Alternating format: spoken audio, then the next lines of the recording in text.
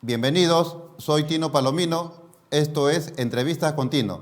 El día de hoy tenemos la presencia del candidato a la presidencia de la República por el partido político RUNA, el doctor Ciro Gálvez, quien es abogado y es notario público en la ciudad de Huancayo. Señores, el día de ayer, un familiar sumamente delicado de salud por causa del COVID-19 estuvo buscando cama UCI tanto en los hospitales del MINSA, de ESalud y también en clínicas privadas. En ningún sitio había camas UCI. Eso es señal de que esta pandemia, en esta segunda ola, nos ha desbordado. Y nuestras autoridades políticas que tienen a su cargo ESalud, que tienen a su cargo el MINSA, prácticamente no han resuelto el problema de las camas UCI. No solamente es un problema de este familiar mío, es un problema de todos los ciudadanos de nuestro país, quienes no encuentran camas UCI, y a no encontrar camas UCI, señores, ¿qué es lo que se viene? Lo peor, lo que no queremos nadie. Es por eso que el día de ayer hemos tenido un récord de 314 muertos por causa del COVID-19. Si esos 314 lo multiplicamos por 30, tenemos que son 9.420 peruanos que los vamos a perder en un mes.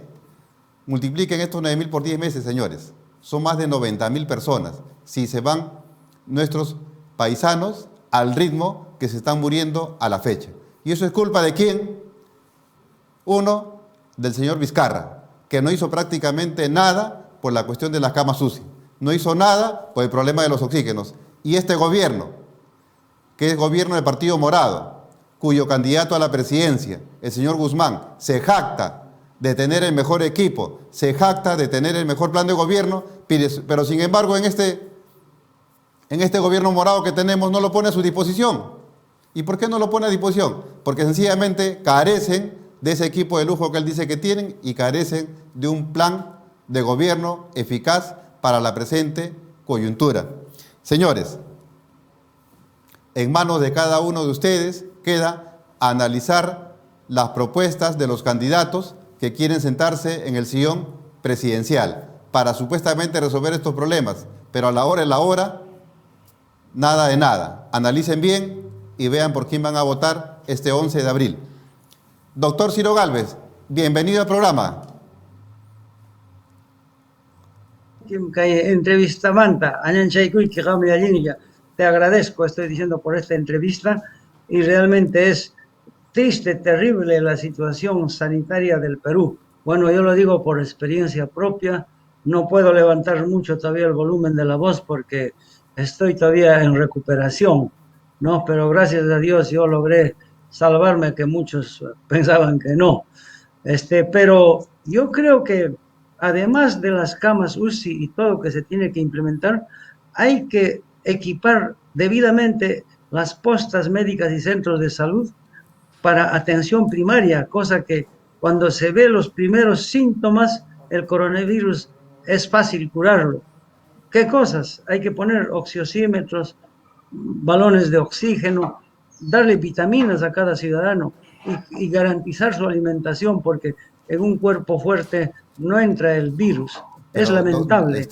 Pero también en esta circunstancia, los balones de oxígeno prácticamente están por las nubes. Las recargas lo mismo.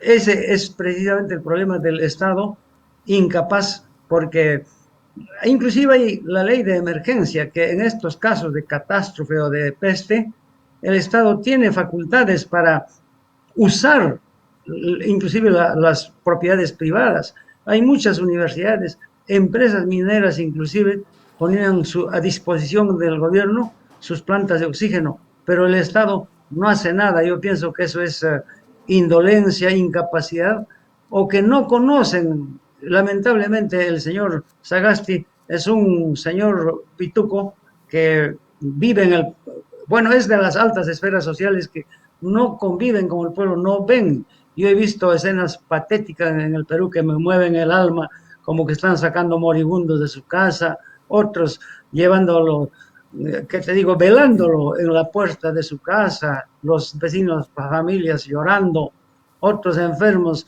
levantándolo a una ambulancia. Es terrible, pero esas cosas no lo conocen, lamentablemente, Pero los también aristócratas de es Lima. culpable de la escasez del oxígeno el señor que actualmente es ministro de Salud, el señor Ugarte, debido a que elevó la pureza del oxígeno para el problema sanitario, de manera tal que con eso beneficiaba a esas dos grandes empresas que han monopolizado el oxígeno en nuestro país. Y esa norma a la fecha no ha sido derogada y este señor se ha dado el lujo de nuevamente volver a ser ministro.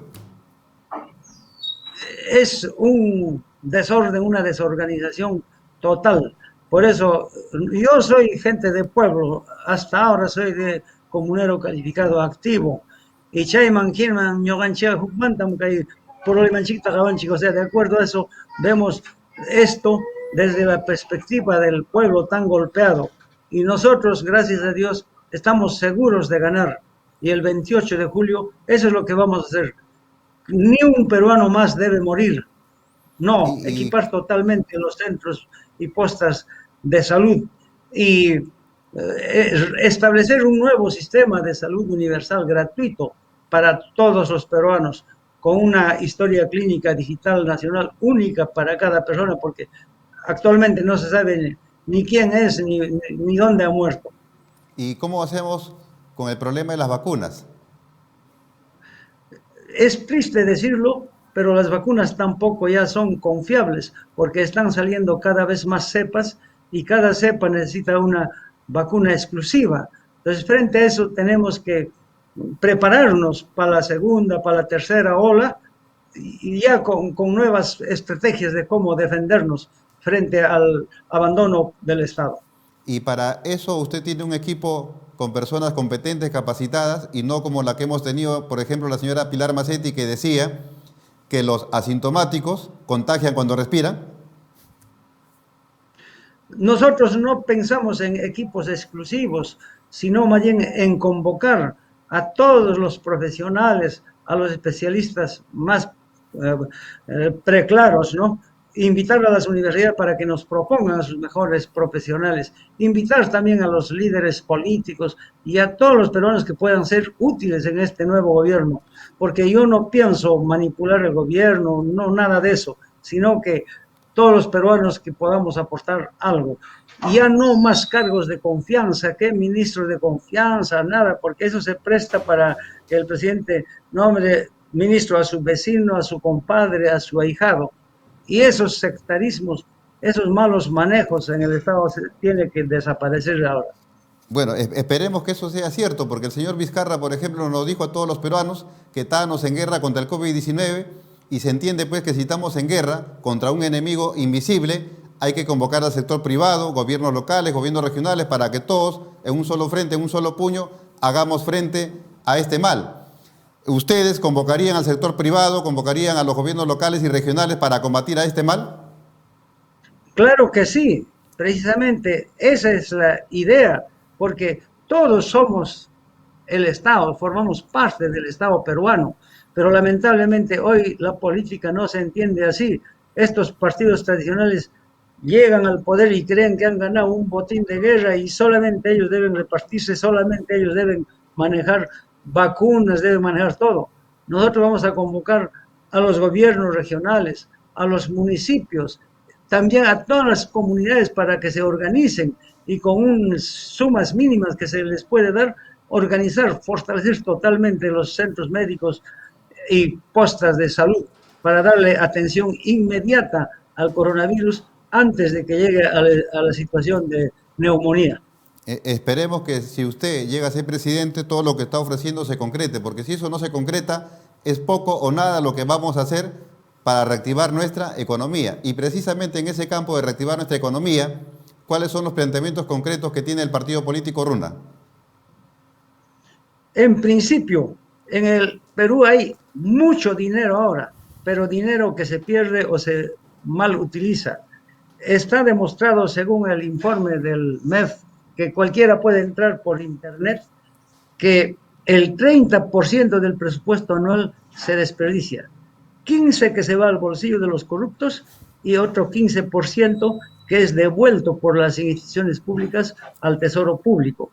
Más o menos entre ambas cosas 68.000 millones de soles. ¿Y por Con qué se esto se devuelve ese puede, dinero al MEF? ¿Qué es por lo que pasó? incapacidad, por burocracia, que no saben ejecutar esos presupuestos. Entonces la idea es usar ese dinero.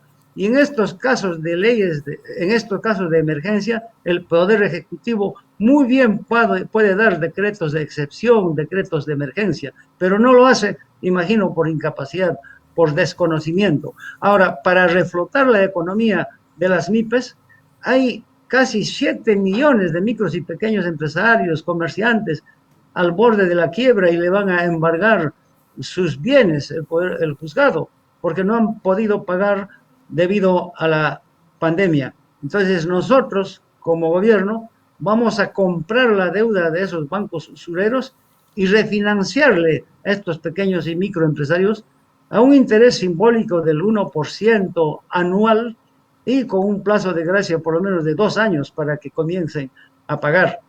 ¿De dónde vamos a sacar ese dinero? De ese 30% que anualmente se desperdicia.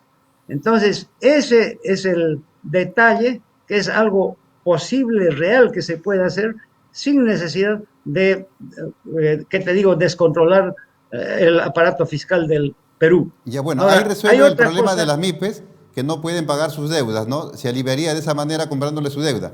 Pero muy aparte de eso, Sí, de la deuda que ellos tienen que enfrentar mes a mes, ¿no? A las financieras, a los bancos, ellos también necesitan un capital de trabajo para poder reactivar su empresa y generar trabajo, ¿no? Empleo. Y para eso, darles un capital de trabajo, habrá pues un reactiva, pero destinado para ellos, no para las grandes empresas como lo hizo Vizcarra. así es una vergüenza que a las grandes empresas le han regalado 70.000 millones de soles. Acá para las MIPES tenemos que hacer algo similar y en ese refinanciamiento proporcionar, aumentar el volumen del crédito para que ellos puedan reactivar, porque sin dinero nadie va a reabrir su negocio. Y Exacto. también establecer que el Estado compre a las micros y pequeñas empresas, porque hasta ahora hay una mala costumbre de que el Estado compra a las grandes empresas. El Estado acá y en cualquier parte del mundo es el mejor cliente, el mejor comprador, pero hoy se ha amarrado solo con las transnacionales y no compra a los pequeños productores, no compra a las comunidades campesinas.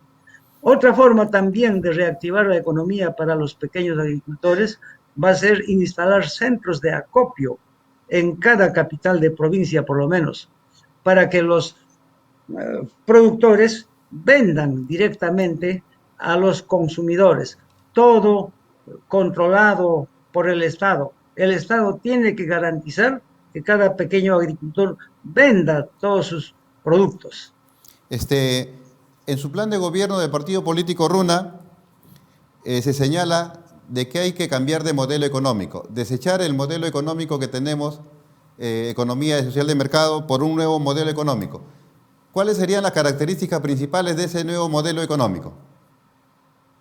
Bueno, no es el modelo neoliberal, no es tampoco los modelos socialistas, marxistas de la economía social de mercado, no. Es el modelo económico de la previsión. Nosotros somos el país más adverso geográficamente, que en cualquier momento una catástrofe natural como una sequía helada, excesivas lluvias o huaicos nos malogran todo. Entonces, todo se va a basar en la previsión y tiene que ser una economía pluralista que dé la oportunidad a todos, dígase a los bancos, a las cooperativas, a las mutuales, a los banquitos de barrio. Hoy se necesita revolucionar todo este sistema económico y cortar de raíz a los bancos usureros. Es algo terrible que los bancos, ojo, prestan hasta el 50% anual, pero cuando reciben ahorros del ciudadano, al ciudadano le pagan la miserable suma del 1%, o sea, de 1.000 soles que el banco recibe depositado por ahorros, después de un año le va a pagar solo 10 soles. Eso En tiene en que este modelo terminar. económico van a haber también empresas privadas. Deben haber empresas privadas, deben haber también algunas empresas estatales para rubros estratégicos, como es, por ejemplo, la luz, el agua y recursos mineros estratégicos. Lamentablemente, Fujimori privatizó todo, vendió todo, regaló todo, y eso no es bueno. Este, con respecto a los bancos, Metro, Saga, Ripley, ellos, por ejemplo, no cobran 50% al año, cobran 80, 90% de interés al año.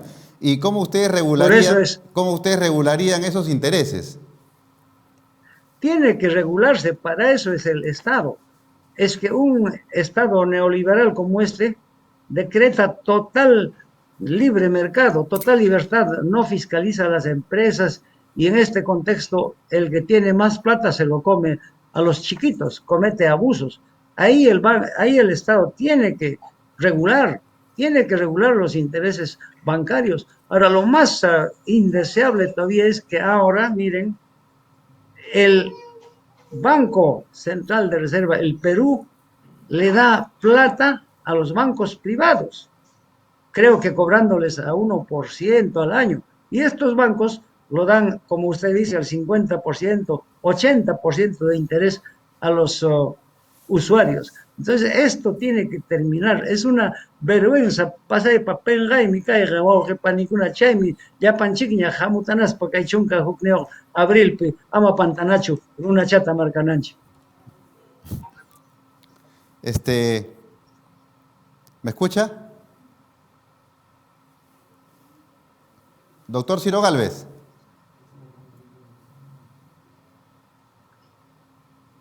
Sí, hermano, dime, te Sí. escucho. Ya. En su plan de gobierno también ustedes están proponiendo la descentralización, pero teniendo como base un sistema federativo. En nuestro país se ha llevado a cabo un proceso de descentralización en base a las regiones. Y al frente de cada región tenemos pues nuestras autoridades, ¿no? El gobernador con su respectivo consejo. Este proceso de descentralización que usted está planteando a través de su partido político, ¿en qué se diferencia del que ya tenemos?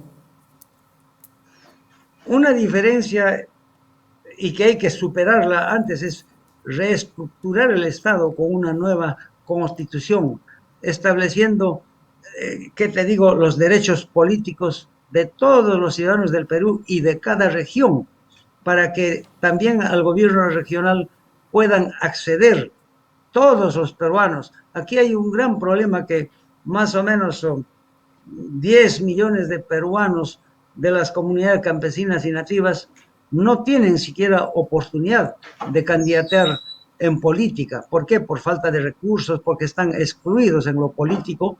En lo político, rapidito voy a decir que nosotros vamos a lograr la cuota de representación de los pueblos indígenas en el Congreso de la República.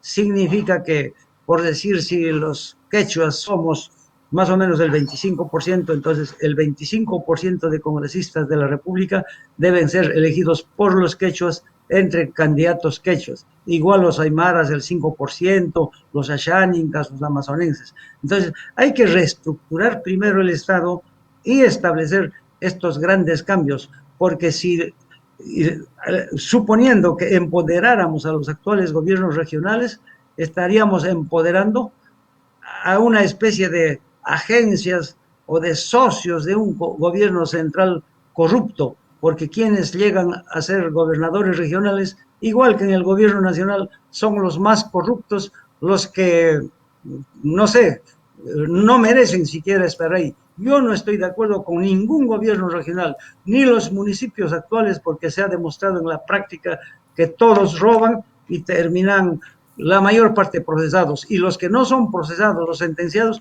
es porque todavía son más pícaros y han sabido cabrear a la justicia. Ya, hay otra propuesta interesante en su plan de gobierno. Actualmente tenemos el derecho de propiedad, pero solamente sobre el suelo, no sobre el subsuelo. Ustedes están planteando que la propiedad se extienda no solamente al suelo, sino también al subsuelo. ¿Eso qué significaría? Que si yo compro un terreno, sería dueño del subsuelo, y si en el subsuelo encuentro algún yacimiento, eso sería mío. ¿Es Es así? tuyo, así es. Así es, tienes el derecho preferente para explotarlo. Lo que no ocurre ahora, si por desgracia debajo de tus chakras se encuentran oro, a ti te van a botar como si fuera un animalito y entregárselo a concesionarias grandes mineras. Todo eso va a terminar, Yuchaymi, Tucunga, Panicuna, como un Maseicuna, comunidad Cuna, Chaitam, Yue Papas, Jabarenanche, porque Kaina Captenga, Ñoganchik, comunero Kuna, Yuchay, Chakranchikuna, Ukumpi, mineral caja, Tariptin Chica, Ñoganchik, Pam, Kanga. Ya, pero si todo lo que está dentro de mi predio, de mi parcela, de mi fundo, es mío, los demás peruanos, ¿en qué se van a beneficiar? Póngase con ese yacimiento minero, póngase cobre, porque con sería los mío, y lo que tributos. es mío yo no tengo por qué compartir con nadie, ¿no? Bueno, necesariamente, y es lo que ocurre usual, hay que asociarse con inversionistas que pueden ser extranjeros o peruanos, pero quien tiene la iniciativa, el mando, es el propietario. ¿Y en qué se benefician los demás peruanos? Ujú. Con los impuestos que se tiene que pagar. Hay que también sembrar una conciencia tributaria. Ahora es lamentable que las más grandes empresas mineras son evasores, no pagan de algún modo. Hay como 10.000 millones de soles que no han pagado las principales mineras. Entonces, haciendo un sistema tributario transparente en la que toda empresa minera pague, ahí va a haber bastante ingreso para el peruano y eso es bienestar para los demás peruanos. ¿Y cómo obligar a que esas empresas paguen? Por ejemplo, como usted lo acaba de señalar, ¿no? No es que no estén obligadas a pagar, sí están obligadas, sino que no están pagando. Y tenemos unas autoridades que son permisivas, que se hacen los locos y no les cobran, o dejan pasar el tiempo y después esta deuda prescribe.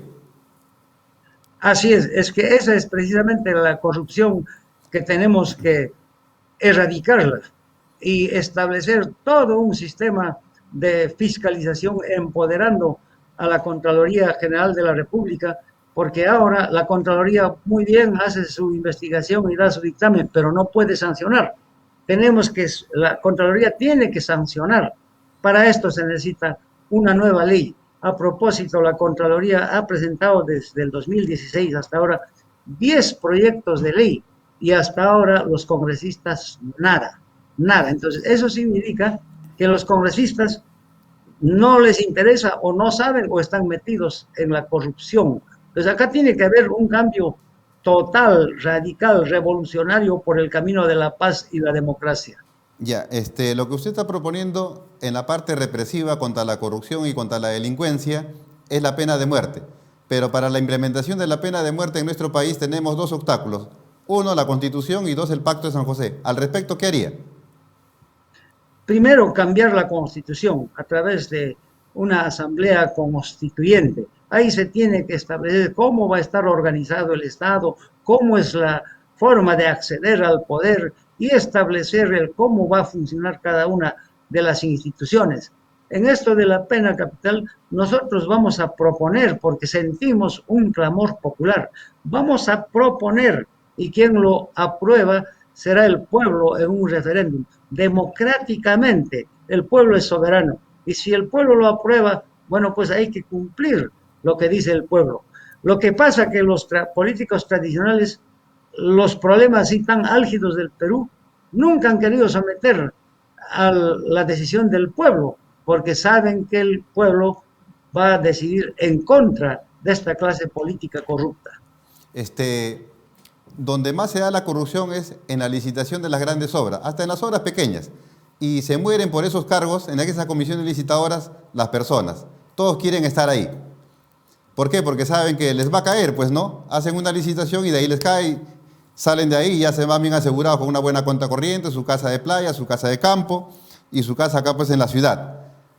¿Cómo se van a hacer las licitaciones en un gobierno de runa? Por ejemplo, hay otros que proponen licitaciones de gobierno a gobierno. ¿Ustedes cómo harían las licitaciones? Bueno, las adquisiciones del Estado tienen que Ujú. ser totalmente controladas. Y hay una cosa que primero hay que saber que el funcionario que está ahí es bueno, es una buena persona. Para eso, antes de darle un cargo público, someterlo a investigar cómo es su personalidad. Y para esto existe ya el polígrafo. Es una máquina electrónica que te conectan al cerebro diversos chips y te examinan hasta un 95% si estás diciendo la verdad o estás mintiendo, ¿no? Entonces, esta prueba, someterlos, por decir, cada año a los funcionarios y también a los políticos, a los candidatos, a los congresistas. Acá no quieren aplicar, pero ya en Estados Unidos y en muchos países están aplicando, pero solamente para contratar gerentes, grandes funcionarios de las empresas privadas, pero no se atreven a aplicarlo a los políticos y acá tiene que aplicarse eso. Y tiene que haber un control permanente de lo que hace cada día un funcionario del Estado. Ponerle cámaras de vigilancia en todo sitio, en su oficina personal, también micrófonos y un circuito de televisión para que la ciudadanía pueda vigilarlos. Y las Sí. adquisiciones del Estado tienen que ser como antes. Hoy han eliminado hasta la participación de un notario, porque mal o bien un notario hace un acta físicamente, ve ahí, revisa, y la licitación es pública, ¿no? Con presencia del público, de la ciudadanía. Hoy todo eso han eliminado y pueden hacer las licitaciones vía internet a puerta cerrada. O sea, Entonces, no hay eso transparencia. no hay transparencia, no, para nada. Ya, es bueno que se utilicen los mecanismos de control para evitar la corrupción y también es bueno castigar, reprimir a los corruptos. Pero también es bueno actuar en el plano preventivo. Y en el plano preventivo, ¿qué tendríamos que hacer para que ya no tengamos un país lleno de corrupción? Eso de evaluarlo adecuadamente antes de confiarle el cargo, con esta prueba del polígrafo. Ahora, antes de que asuma el cargo un congresista, someterlo a eso, investigarlo más y si es que da señales del detector de mentiras de que está mintiendo, entonces pues no darle el cargo, aunque esta prueba debería ser inclusive antes de inscribir su candidatura. Y en educación no haríamos nada como parte de la prevención porque se entiende pues que si estos señores hacen lo que hacen es porque no hay valores, no hay principios, no hay ética, ¿no? Y eso es lo que se inculca en casa y es lo que se inculca en colegio y lamentablemente últimamente pues en la educación esos cursos formativos han sido eliminados de la currícula. Así es, hay que formar desde niños, formarlos en valores, en los colegios restablecer esos cursos de educación cívica, formalización de la formación cívica, Hasta había instrucción religiosa, premilitar. bueno, también restablecer la instrucción premilitar. Yo tengo el orgullo de haber estudiado en un colegio que sí nos enseñaban todavía la premilitar con el estilo antiguo, los oficiales del cuartel de Huancayo. Entonces, un pueblo tiene que ser disciplinado. Yo tengo esa formación militar y le agradezco porque eso lo hace a uno fuerte físicamente y muy disciplinado. Sumando a eso los valores, la educación cívica, la educación moral, yo creo que vamos a tener un Perú mejor. En la derrota del terrorismo jugó un papel importante las rondas campesinas. ¿Cree usted que ahora para derrotar a la delincuencia, que prácticamente asola a nuestra sociedad, asola a nuestra población, se deben activar una especie de rondas vecinales con la participación de la municipalidad, la participación de la Policía Nacional, para poder hacer frente a este flagelo que ya es insoportable? Hay que organizar las rondas, pero totalmente autónomas, que no dependan del municipio ni de la policía, porque precisamente en esas instituciones está la corrupción. Por eso ha fracasado las juntas vecinales que hoy por ley son los que deben organizar esto, la seguridad ciudadana, y miren cómo está. Entonces, es el pueblo organizado, el pueblo, el vecindario, que tiene que organizarse contra la delincuencia. Es increíble cómo los delincuentes ya nos tienen atemorizados a todos los peruanos. Da miedo salir a las calles porque te van a matar, te van a balear, en fin, no estás seguro de volver a tu casa. Pues con Uruna esto va a terminar.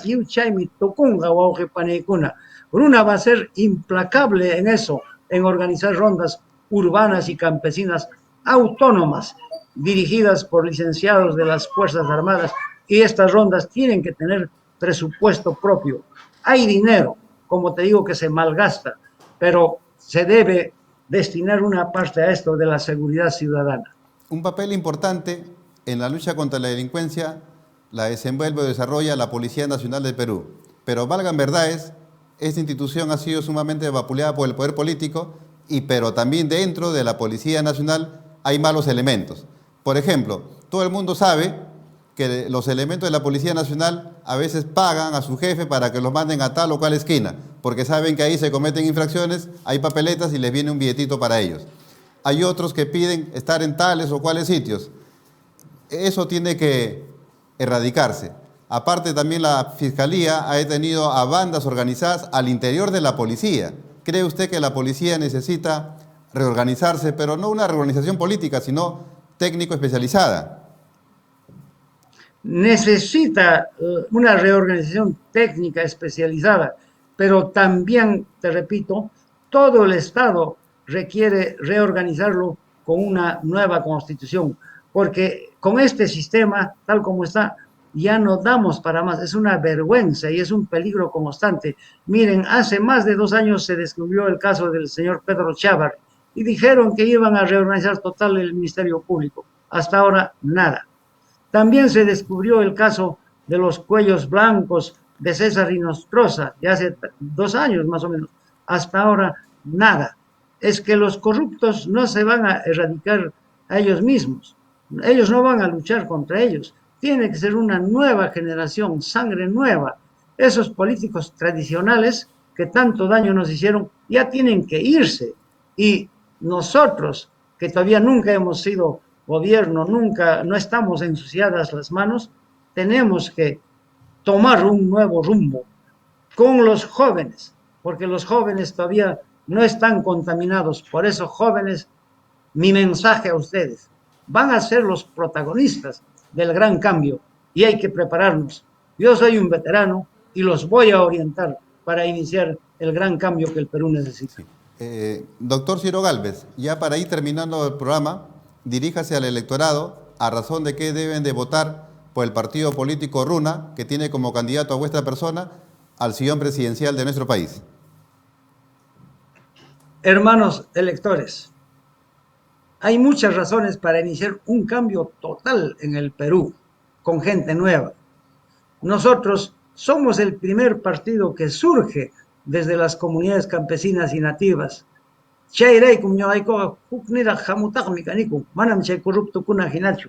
Entonces, nuestro proyecto es cambiar todo esto en favor de las mayorías nacionales. Sí es posible hacerlo.